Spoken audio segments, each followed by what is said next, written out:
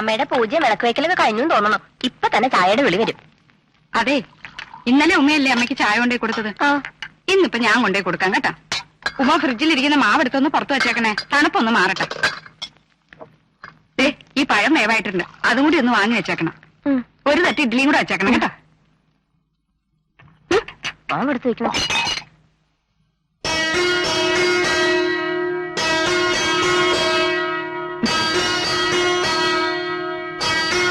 അമ്മേ, ചായ. ഞാൻ ഊഹിച്ചു നീ ആയിരിക്കും അമ്മയ്ക്ക് ചായ കൊണ്ടുവരുന്നതെന്ന്.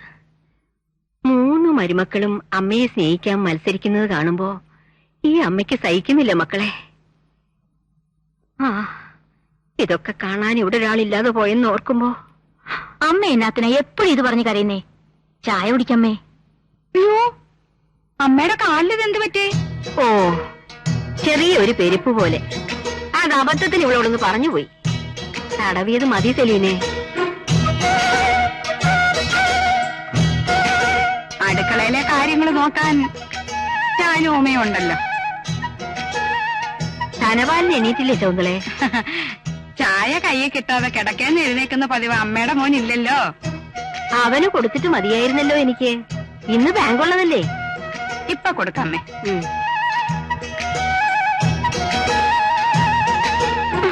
അയ്യോ, അങ്ങ് പതുക്കെ. എഴുന്നേറ്റേ.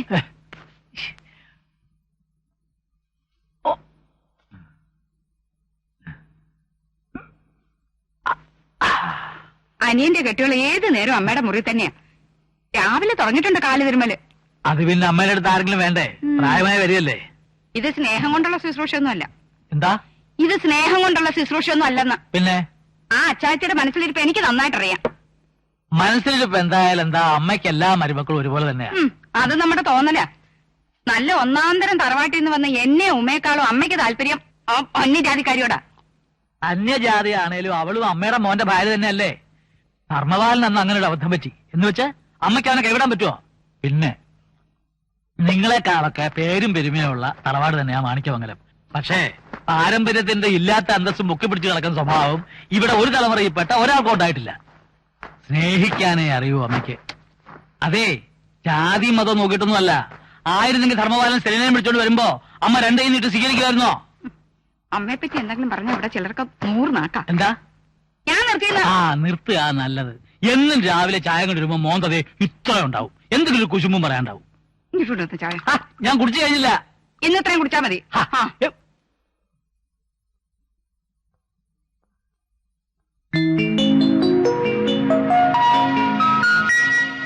ഇതെല്ലാം കൂടെ വാരി ബെഡിലിട്ടിട്ട് ഇങ്ങേരിത് എവിടെ പോയി? ഞാനിവിടെ ഉണ്ട് സെലീന. ആഹാ, ഇതിനിടയിലുണ്ടായിരുന്നോ? ഇവിടെ ഇങ്ങനെ ഇരുന്നാ മതിയോ? പല്ലുതപ്പം കുളിയൊന്നും വേണ്ടായോ? അതൊക്കെ എന്നും ചെയ്യണതല്ലേ. ഒരു ദിവസം മുടങ്ങിന്ന് വെച്ച് മാണിക്യമംഗലം ഇടിഞ്ഞു വീഴാനൊന്നും പോണില്ല. ഇന്നാ പ്രമാദമായ കേസിന്റെ വിചാരണയാ. എത്ര പുസ്തകം റെഫർ ചെയ്താലാ ഒരു പോയിന്റ് കിട്ടുക? അല്ല, ഈ കേസ് ജയിച്ചാ എത്ര രൂപ ഫീസ് കിട്ടും? ഫീസിന്റെ കാര്യം വിട്. ഈ കേസ് തോറ്റാ എന്റെ ആഫീസ് പൂട്ടും. 2 പേരെ കൊന്ന പ്രതിക്ക് വേണ്ടിയാ ഞാൻ വാദിക്കണേ. എന്തും ചെയ്യാൻ മടിയില്ലാത്ത കശ്മലന്മാരാണ് അവന്റെ കൂടെ നിൽക്കുന്നത്. അയ്യോ, എന്നാ പിന്നെ ഫീസ് മുഴുവൻ മുൻകൂർ വാങ്ങാൻ മേലായിരുന്നോ? എന്റെ ഫ്യൂസ് ഊരിയാലും വേണ്ടില്ല, നിനക്ക് കാശ് കിട്ടണല്ലേ. നിങ്ങൾക്ക് എന്തെങ്കിലും സംഭവിച്ചാ എനിക്ക് ജീവിക്കണ്ടേ? ഒരു കരുതലുള്ളത് എപ്പോഴും നല്ലതാ. ഭർത്താവിനോട് സ്നേഹമുള്ള ഭാര്യമാരെ ഇങ്ങനെ വേണം. എനിക്ക് സന്തോഷായി. സെലീൻ ചെന്ന് ബ്രേക്ക്ഫാസ്റ്റ് എടുത്ത് വെക്കി ചെല്ലേ.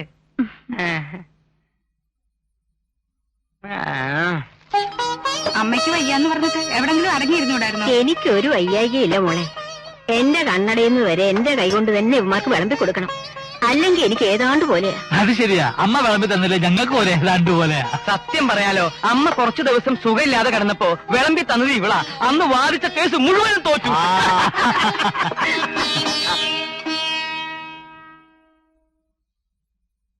നീ മുഖം വീർപ്പിക്കേണ്ട സലീനെ.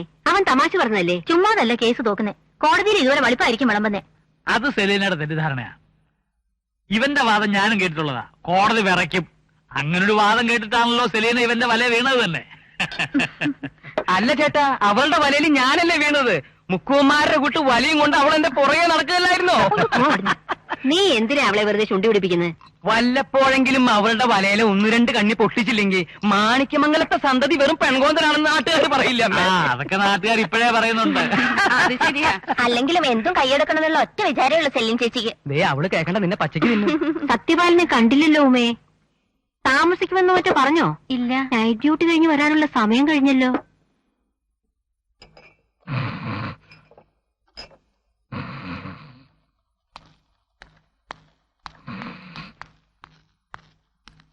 സാറേ, സത്യപാല സാറേ, നേരം എടുത്തു സാറേ. രാവിലത്തെ കുടിയന്മാര് വരാറായി. അവര് കണ്ട മോശമാ. ഒന്ന് എഴുന്നേറ്റേ സാറേ. കെട്ടുവിട്ട് നടന്നില്ല, കുറച്ച് വെള്ളം കളിച്ചു നോക്ക്. ആ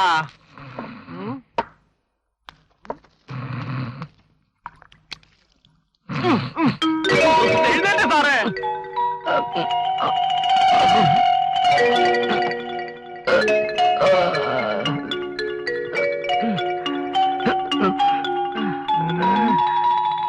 ഇത് സ്റ്റേഷൻ അല്ലല്ലോ, ഞാൻ എങ്ങനെ ഇവിടെ എത്തി?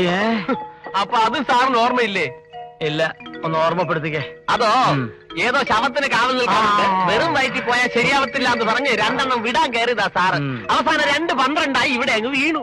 ഞാനാ എടുത്ത് കിടത്തിയത്. ഇന്ന് എനിക്കൊരു മെമ്മോ ഉറപ്പാ. അല്ല, ഡ്യൂട്ടി സമയത്ത് യൂണിഫോം ഇട്ടോണ്ട് ബാറി കയറി വെള്ളം അടിക്കുന്നത് മോശമല്ലേ സാറേ? യൂണിഫോം ഇട്ടോണ്ട് നിനക്ക് തന്നെ ഒഴിച്ചു തരാമെങ്കിൽ യൂണിഫോം ഇട്ടോണ്ട് എനിക്കത് അടിക്കുകയും ചെയ്യാം. നിയമപാലകനെ നിയമം പഠിപ്പിക്കുന്നത് കേട്ടാ.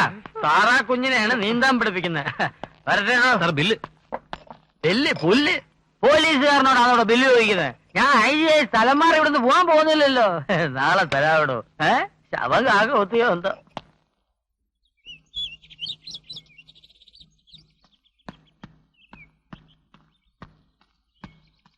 അമ്മേ, പോയിട്ട് വരട്ടെ ആ, പോയിട്ട് വാ മോനെ.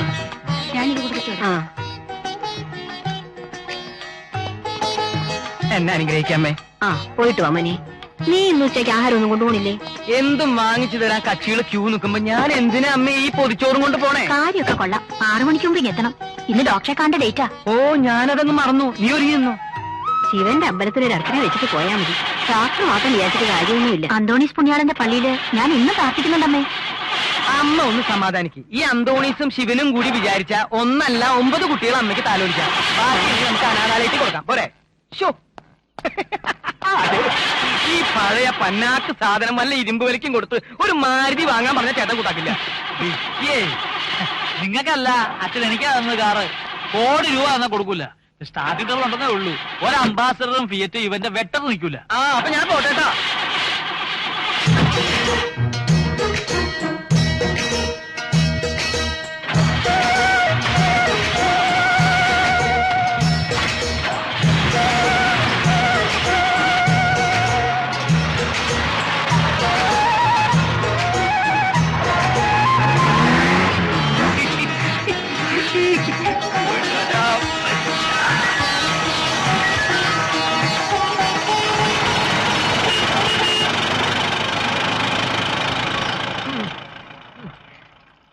ചടാക്ക് കാറും.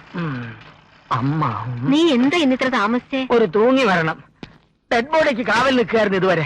ഇപ്പോഴാ കെട്ടിയെടുത്തത് പോസ്റ്റ്മോർട്ടത്തിന്. ആ വിവരം നിനക്കൊന്ന് വിളിച്ചു പറഞ്ഞുകൂടായിരുന്നോ? ഇവിടെ മനുഷ്യർ തീ തിന്നുമായിരുന്നു. ഞാനും അങ്ങനെ തന്നെ ആയിരുന്നു. തീ തിന്നാൻ പ്രയാസമായതുകൊണ്ട് മടമടാന്ന് കുടിക്കുകയായിരുന്നു. ഫോൺ ചെയ്യാൻ പറ്റണ്ടേ? മാറി എന്നാ ഡെഡ് ബോഡി ആരെങ്കിലും അടിച്ചു മാറ്റിയാലോ? അതാരാ ശവത്തിന് ഇത്ര അത്യാവശ്യക്കാര്? കൊള്ളാം, വില കൂടിയപ്പോ ഇപ്പൊ ഭയങ്കര തള്ളല്ലേ? എന്തിനു വില കൂടിയെന്നാ? കിഡ്നിക്കും കണ്ണിലേക്കും ഇപ്പൊ എന്താ വില? കണ്ണു വെച്ച് അടിച്ചു മാറ്റത്തില്ലേ? ഞാൻ പോയി കുളിക്കട്ടെ, ദേവാസലം നാറുന്നു. അതിന് നീ ശവത്തിൽ കയറി പിടിച്ചോ? ഞാൻ പിടിച്ചതല്ല, എന്നെ പിടിപ്പിച്ചതാ. അതും തലയ്ക്ക് തന്നെ, അതല്ലേ വീണുപോയത്. ഇന്ന് നിനക്ക് എപ്പോഴാ മോനെ ഡ്യൂട്ടി? ഇന്ന് രാത്രിയിൽ നൈറ്റാണ് അമ്മേ. രക്ഷപ്പെട്ടു.